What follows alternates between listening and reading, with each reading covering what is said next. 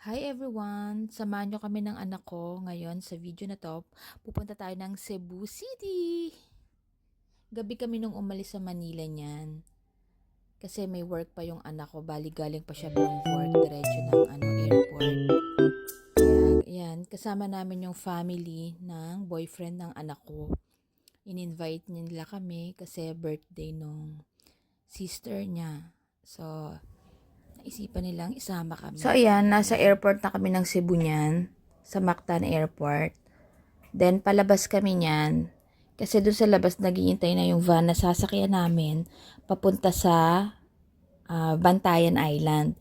Pero bago yon, meron pa kaming 3 to 4 hours na land travel, papunta doon sa port. Kasi doon sa port, doon isasakay yung van, and doon kami sasakay para pumunta sa Bantayan Island. So, yan, palabas na kami niyan.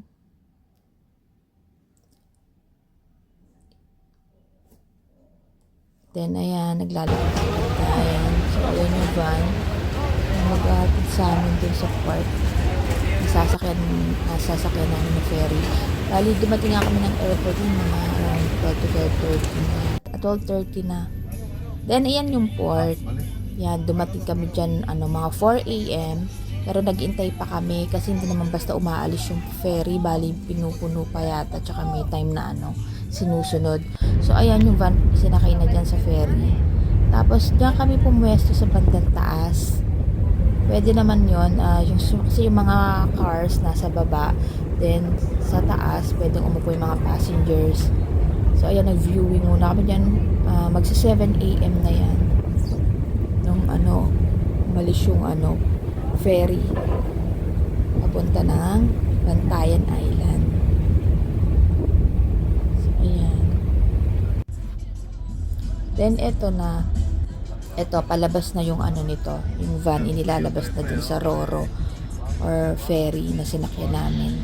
So, maraming sasakyan yan, guys. Ayan, kung makikita nyo, may mga kotse pa. Tapos, eto na yung Costalis Resort. Nandiyan na kami.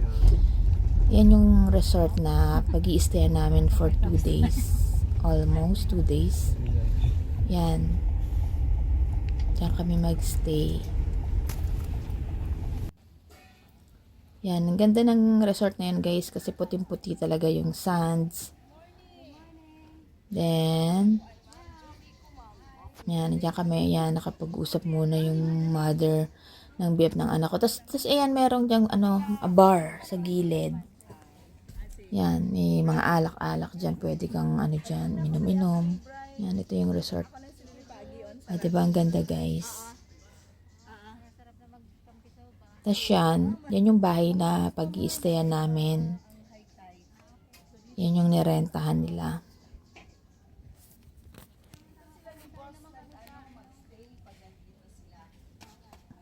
So, ayan, samahan nyo kami. Tingnan natin yung loob. Actually, kaya kami pumunta dyan, na-invite kami kasi birthday ng sister ng boyfriend ng anak ko. Pero malapit na rin yung birthday ng boyfriend ng anak ko. So, parang pinag-isa na lang nila. So, ayan. Yan guys, yung bahay. Bali, may 2 bedroom siya. So, ayan yung bedroom namin mag-ina ng anak ko. Diyan kayo nagstay. Ganda rin. Maganda yung room. May aircon. Then, yan, dalawa yung bed. Tapos, okay din naman yung CR nila. Tamang-tama lang. So, ayan.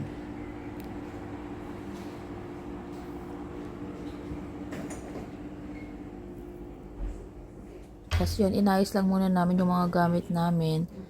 Nag-freshen up lang kami. Then, kumain din kami ng breakfast. Bali, umorder na rin silang breakfast. So, ayan. After namin mag-ayos ng konti, ayan, lumabas muna kami saglit din. Nag-viewing. Kasi ang ganda, diba? Tingnan mo, guys. Para kang nasa paradise. Actually, mas maganda pa siya sa Bora. Kasi tingnan mo naman yung sunset. Tsaka hindi siya maraming tao. Konti lang yung tao nung pumunta kami. Ganda, di ba?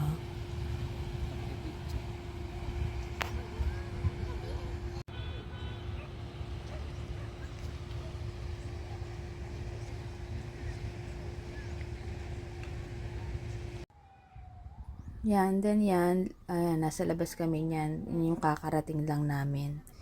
Nag-ikot-ikot muna kami. Then, yun yung breakfast na in-order nung mother ng BF ng anak ko. Yan.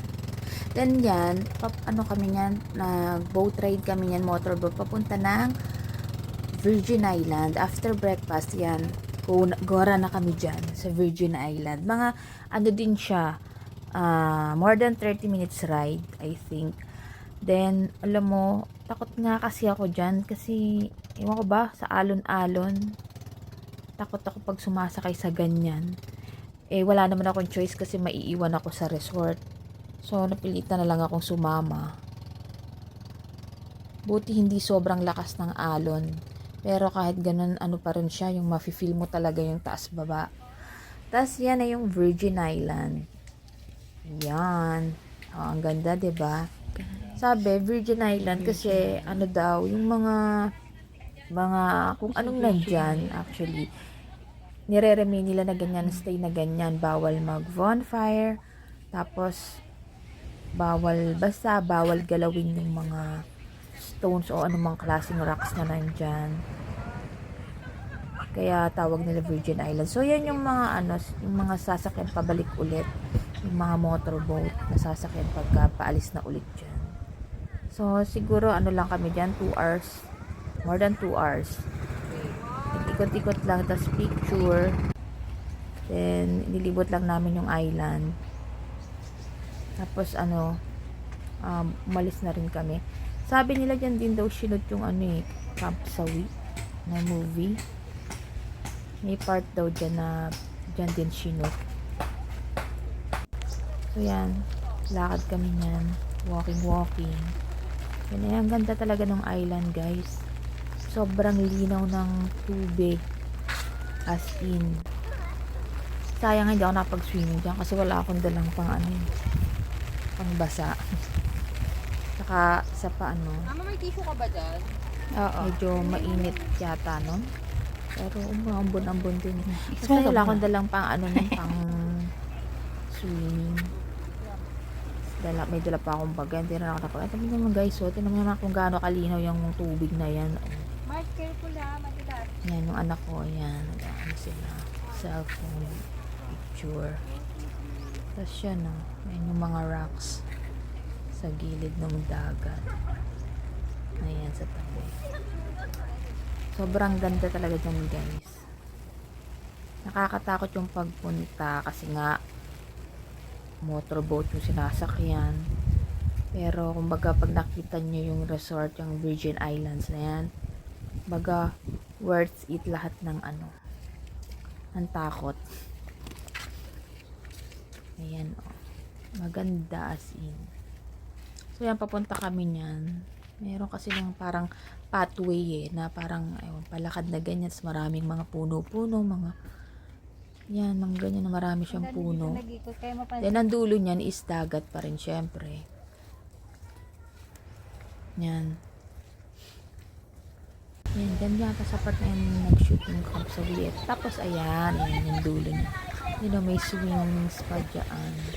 Yan, may nagsiswing. Diba, ang ganda. Okay, 1, 2, 3, go!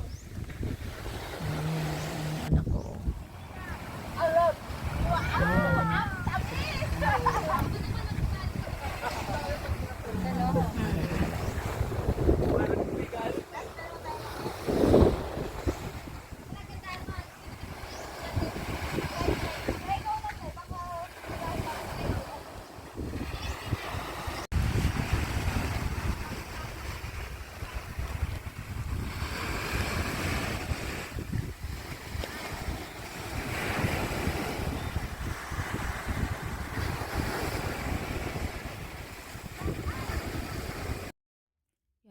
Yan, paabalik na ulit kami dun sa resort. So, ayan, motorboat na naman. Pero, nung pabalik kami, medyo mas kalmado yung alon. Kasi nung papunta kami, parang yung alon, sinasalubong namin. Tapos nung pauwi, parang ano siya, sumasabay na lang kami sa alon. So, ayan, pagdating namin sa resort, meron ng pagkain na nakahanda. For lunch, umorder na sila. So, ayan yung food. Kinain namin. Then, after nun, lumabas kami, namasyal ulit ng konti dun sa harap ng resort. Tapos yan, meron diyang mga crabs na maliliit. Ayan o, ang liliit niya. Tapos pag nilalapitan mo siya, lumulubog siya dun sa buhangin, nagtatago. Ang dami nila yan. Pero pagka, nararamdaman nila pag palapit ka sa kanila. So, ayun, nagtatago sila. Lumulubog sila dun sa buhangin. Low tide kasi yan, kaya ayan, marami sila naglabasan. Ayan o, diba ang layo ng dagat kasi low tide yan.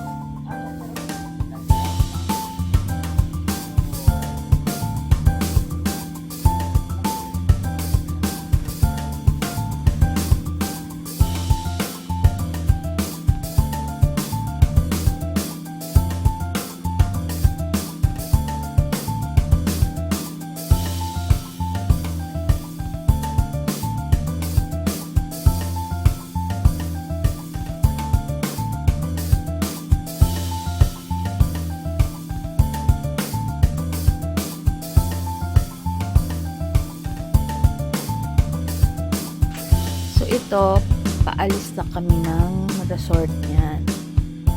Yan, papunta ulit kami dun sa port, yung may Roro, nasasakyan ulit ng van, tsaka namin, papunta sa city.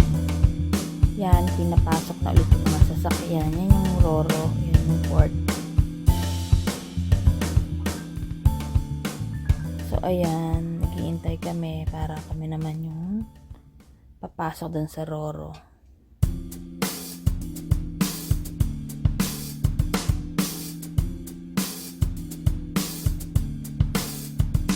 Pumapasok na sa backward yung sasakyan. Pumapasok na yung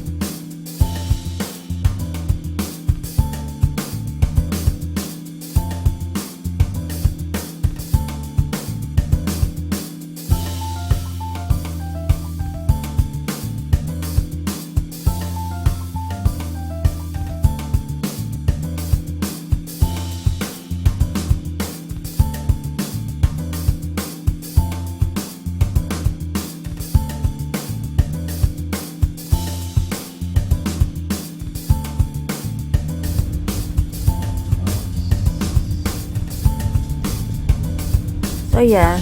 May kasabay kami na malaking bus. Yung pababa. Ano yan, yung mga backpackers daw. Ang mga sakay niya. So, isang malaki bus yung katabi ng van namin dun sa Roro.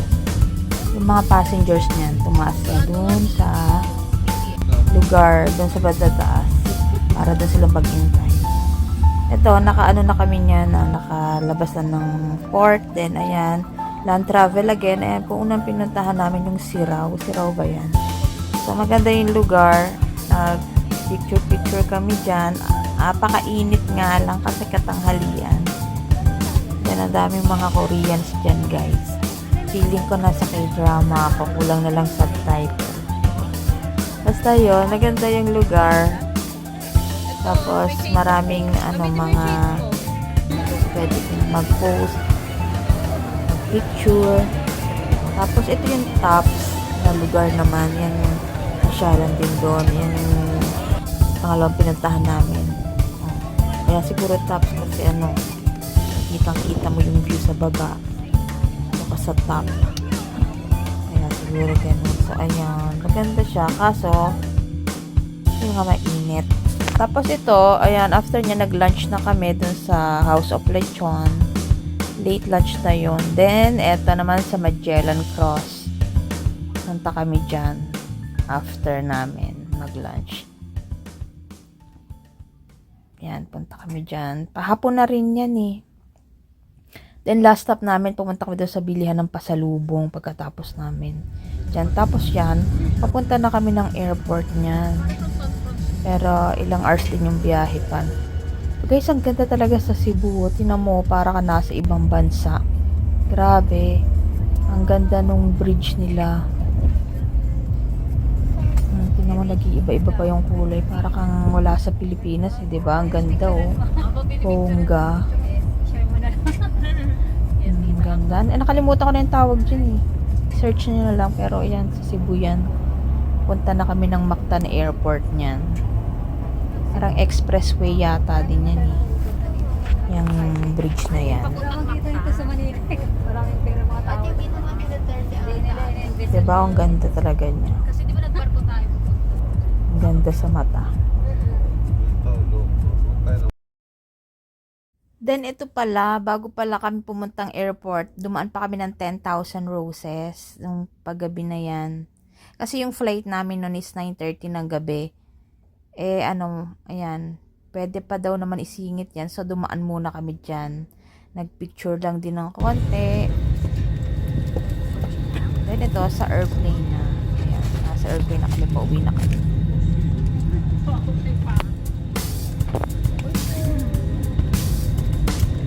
So, ayan, nasa airplane na kami. Ayan, pwede ka manood. Pero, 1 hour lang naman yung biyahe. From Cebu to Manila. So, Philippine Airlines nga pala yung sinakyan namin airlines na. Ayan, nanood muna kami. Nanood muna kalipas oras. Pero parang ang bilis nila kasi 1 hour nga lang. Tapos pagbaba namin, may bus na sumalubog pa sa amin. Kasi yun eh, parang sa gitna ng runway, parang gano'n malayo. So, nagbas pa kami. Tapos yan, picture. Yan. Mga pictures na namin yan doon sa resort nung pumunta kami. So, thank you guys for watching. Hope you enjoy. Till next time. Bye!